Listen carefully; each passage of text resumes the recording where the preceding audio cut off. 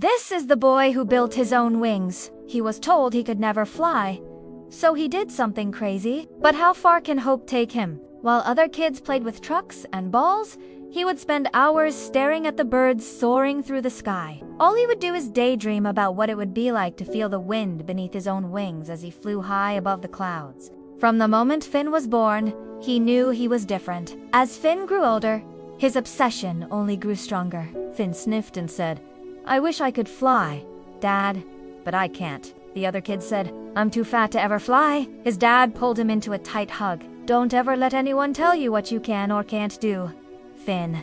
And then ran off into the forest, flapping his wings as hard as he could. But he didn't fly.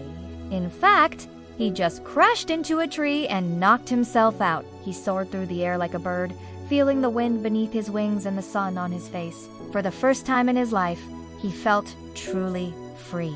If you want to fly, then build yourself some wings and fly. And with that, his dad left the room. He went back home and redesigned his wings, making them bigger and stronger.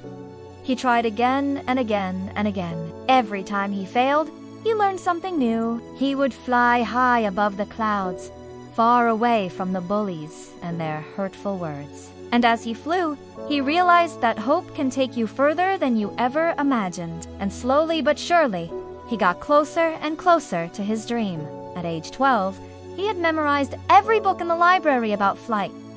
"You're not a bird. You're just a stupid, fat kid." The other kids snickered, but Finn didn't care. He had bigger dreams than their cruel words could ever crush. He knew all there was to know about feathers, aerodynamics, and everything else about flying. But he still couldn't fly, and no one believed he ever could.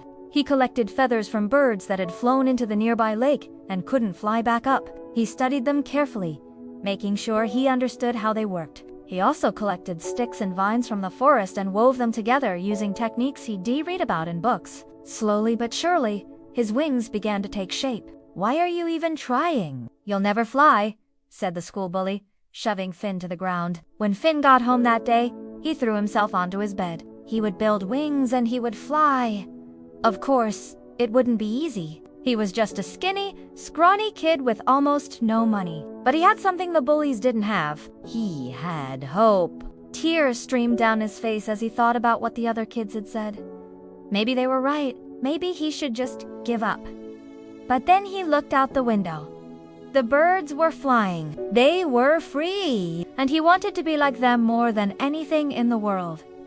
Just then, Finn's dad walked in. Seeing his son cry, he knelt down and asked, "What's wrong, Finn?" At first, Finn thought his dad was being insensitive, but then an idea struck him like a bolt of lightning. For months, Finn spent every waking moment designing and building wings. Then came the hardest part, testing his wings. He waited until sunset when no one was around. When Finn woke up, he was bruised and battered, but he wasn't discouraged. Then one day, it happened. As Finn ran off into the forest and jumped off a log, his wings caught the wind and lifted him off the ground. From that day on, Finn flew every chance he got.